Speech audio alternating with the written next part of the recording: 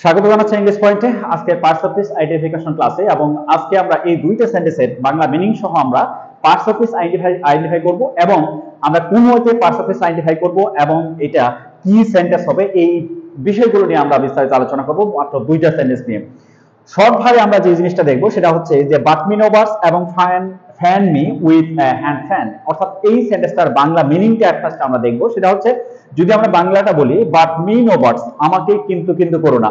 এখন যদি বলা হয় যে এই সেন্টেন্সটা কি ধরনের সেন্টেন্স, অ্যাসারি থেকে আমরা এক্সক্লামেটরি পর্যন্ত যে পাঁচ ক্যাটাগরি সেন্টেন্স আমরা পেয়ে থাকি, এটার ভিতরে আমরা কোন সেন্টেন্সটা বলবো? বাট মি নো বার্ডস, এই সেন্টেন্সটা অ্যাকচুয়ালি এখানে ইম্পারেটিভ সেন্টেন্স।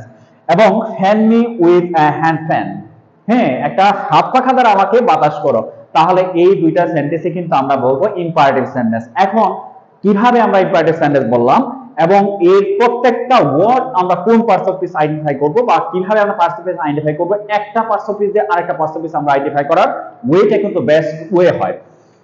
এট ফার্স্টে আমরা যে ফার্স্টের সেন্টেন্সটা হচ্ছে বাট মি নো বার্ডস। এখন যে জিনিসটা দেখতে হবে, এটা যদি ইম্পারেটিভ সেন্টেন্স হয় আমাকে কিন্তু কিন্তু করো না।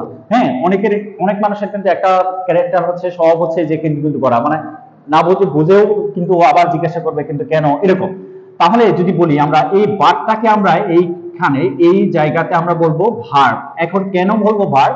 কারণ দেখেন অবজেক্টিভ ফর্ম, তারপরে আছে কি মিটা হচ্ছে আমাদের এই সেন্টেন্স অবজেক্টিভ ফর্ম। আমরা জানি এই অবজেক্টিভ ফর্মগুলো অর্থাৎ প্রনাউনের অবজেক্টিভ ফর্মগুলো দুইটা প্লেসে বসে ইংলিশে, একটা হচ্ছে প্রিপজিশনের পরে এবং আরেকটা হচ্ছে ভার্বের পরে। তাহলে ডেফিনেটলি বাট কিন্তু আমাদের অনেক ক্যাটাগরি পার্টস অফ স্পিচ হতে পারে, বাট ভার্ব হতে পারে, বাট প্রিপজিশন হতে পারে, বাট কনজাংশন হতে পারে, বাট রিলেটিভ প্রনাউন হতে পারে। এই পার্টস অফ স্পিচ গুলো কিন্তু বাট হওয়ার এবিলিটি রাখে। তাহলে আমরা যে এখানে যদি আমরা, তাহলে ডেফিনেটলি এই শব্দটি হচ্ছে আমাদের হয় প্রিপজিশন না হলে আমাদের কি ভার্ব, প্রিপজিশন না হলে ভার্ব। এখন আসেন যদি আমরা দেখেন দুইটা অপশন, তাহলে এই অবজেক্টিভ ফর্মগুলো পাই আমরা কি দুইটা পার্টস অফ স্পিচের পরে, সেই পার্টস অফ স্পিচটা হচ্ছে প্রিপজিশন এবং ভার্ব।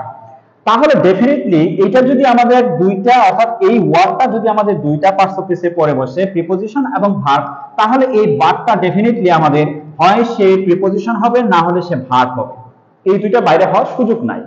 আপাতত আমরা এইভাবে দুইটা পার্টস অফ স্পিচের ভিতরে লিমিটে নিয়ে আসলাম। এখন আমরা দেখব যদি এইটাকে, এই বার্বটাকে যদি আমরা প্রিপজিশন বলি, এই বার্বটাকে যদি আমরা প্রিপজিশন বলি, তাহলে আমাদের কিন্তু সেন্টেন্স হবে না, অর্থাৎ এই সেন্টেন্স আর কোনো ভার্ব নাই। দ্যাটস ওয়াই আমরা কিন্তু এই সেন্টেন্সটাকে একটা ইম্পারেটিভ সেন্টেন্স, আমি কিন্তু ফার্স্টে বলেছি এটা ইম্পারেটিভ সেন্টেন্স, তাহলে কিন্তু আমরা এটাকে ইম্পারেটিভ সেন্টেন্স বলতে পারবো না।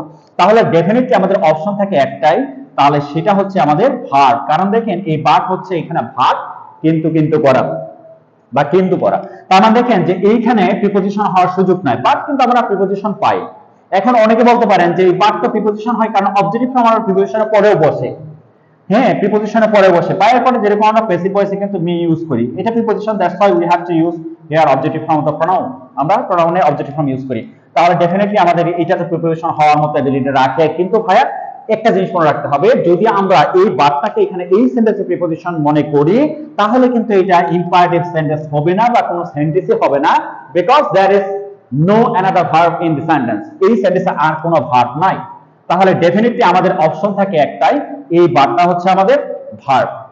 তাহলে আমরা পরে হচ্ছে আমাদের অবজেক্টিভ ফর্ম, এটা হচ্ছে আমরা কি প্রনাউন ধরবো, আমরা এটা হচ্ছে প্রনাউন। এবং দেখেন এই নোটা কি, তো এই নোটা হচ্ছে আমাদের নো, জানি আমরা যে নো হচ্ছে ওয়ান কাইন্ড অফ অ্যাডজেক্টিভ, এবং দেখেন এটা হচ্ছে কি বোঝায় determiner, one kind of determiner. তার মানে দেখেন সংখ্যা পরিমাণ, তাই না, দোষ গুণ সংখ্যা পরিমাণ এগুলো যখন বোঝায় তখন কিন্তু আমরা এটাকে বলি কি আমরা অ্যাডজেক্টিভ। তার মানে দেখেন এইখানে আমরা অ্যাডজেক্টিভ বলবো। কিন্তু আরেকটা জিনিস মনে রাখবেন, নট কিন্তু অ্যাডভার্ব, নট কিন্তু আমাদের অ্যাডভার্ব এবং নো হচ্ছে অ্যাডজেক্টিভ।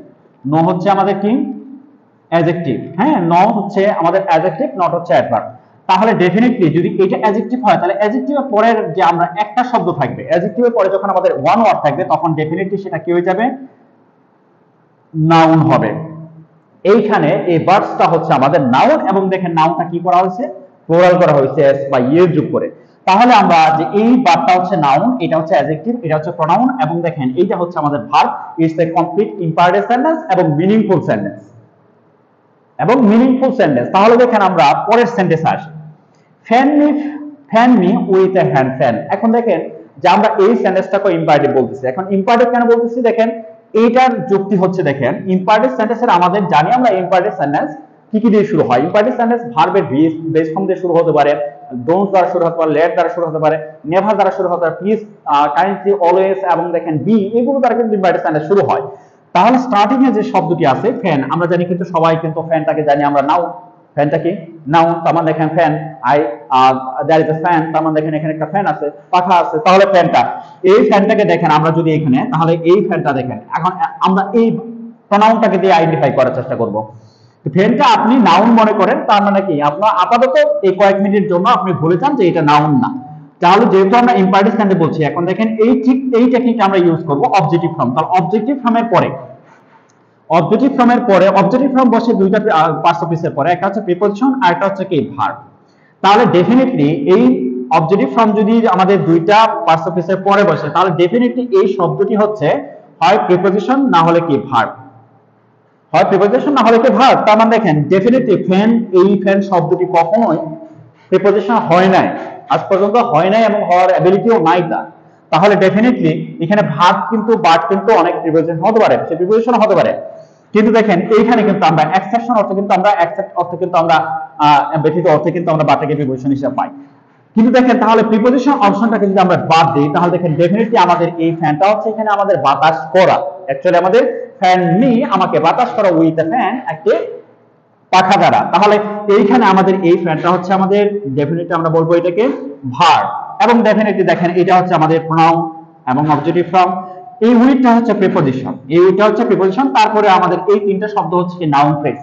কিন্তু আমাদের মূল বিষয় হচ্ছে পার্টস অফ স্পিচ আইডেন্টিফাই করা। এখন এই শব্দটি হচ্ছে আমাদের অ্যাডজেক্টিভ। এখন কেন আমরা অ্যাডজেক্টিভ বলবো? অ্যাডজেক্টিভ সবসময় নাউনকে মডিফাই করে, অ্যাডজেক্টিভ সবসময় নাউনকে মডিফাই করে। আমরা জানি যে আর্টিকেলগুলো এ, এন এবং বি, এই তিনটা শব্দই কিন্তু অর্থাৎ তিনটা ওয়ার্ডে কিন্তু আমাদের আর্টিকেল, এবং আর্টিকেল কিন্তু অলওয়েজ পার্টস অফ স্পিচ কি হয় আমাদের অ্যাডজেক্টিভ হয়। তাহলে আমরা ডেফিনেটলি এই নাউন ফ্রেজের পূর্বে আমরা কি পাচ্ছি, এটাকে আর্টিকেল হিসেবে পাচ্ছি এবং অ্যাডজেক্টিভ পার্টস অফ স্পিচ। তাহলে যদি বলি আমরা হ্যান্ড, হ্যান্ড তো জানি আমরা কি লাইট, আমরা যদি বলি কি লেফট হ্যান্ড, রাইট হ্যান্ড, তার মানে দেখেন হ্যান্ড যদি বলি আমরা নাউন, সারা জীবন করে আসছে কি আমরা নাউন, কিন্তু এই সেন্টেন্সে নাউন না, এইখানে হচ্ছে অ্যাডজেক্টিভ, এবং সেটাকে বলবো আমরা নমিনাল অ্যাডজেক্টিভ। কি বলবো আমরা? নমিনাল অ্যাডজেক্টিভ বা নাউন অ্যাডজেক্টিভ বলে অনেকে, এটাকে নাউন অ্যাডজেক্টিভ অথবা নমিনাল অ্যাডজেক্টিভ। কারণ একটা নাউনের পরে যদি আপনি 100 নাউনও ইউজ করেন, 1000টা নাউন ইউজ করেন, সবগুলোই কি হয়ে যাবে, অ্যাডজেক্টিভ আচরণ করবে। কারণ এইখানে আমরা যদি এই হ্যান্ডটা দেখেন, ফ্যানটা, এই লাস্টের নাউনটা না থাকতো, তাহলে আমরা এই হ্যান্ডটাকে আমরা ডেফিনেটলি কি বলতে পারতাম, নাউন বলতে পারতাম। কিন্তু যেহেতু আরেকটা হ্যান্ড নাউন আছে, ফ্যানটা কি নাউন হিসেবে কাজ করতেছে, এবং এই সেন্টেন্সে আমরা এটাকে হেডওয়ার্ড ধরবো, হেডওয়ার্ডটা সবসময় কি হয়, নাউন হয়। তাহলে ডেফিনেটলি এইটা হচ্ছে আমাদের এই সেন্টেন্সে নাউন, আপনি যেটা জানেন। এই হচ্ছে আমাদের পার্টস অফ স্পিচ আইডেন্টিফিকেশন দুইটা সেন্টেন্সের, এবং এই দুইটা সেন্টেন্স কিন্তু কোনো দিক দিয়ে বা কোনো গ্রামাটিক্যাল ওয়েতে কিন্তু আমরা রং বলতে পারি না। এই দুইটা সেন্টেন্সই কিন্তু আমাদের রাইট, এবং 46 বিসিএস মেবি এটা আসছিল, 46 অথবা 41 বিসিএস মনে হয় এটা আসছিল। এবং পরবর্তীতে আমরা মজার কোনো টপিক নিয়ে কথা হবে। সেই পর্যন্ত সব ভালো থাকেন, সুস্থ থাকেন, আল্লাহ।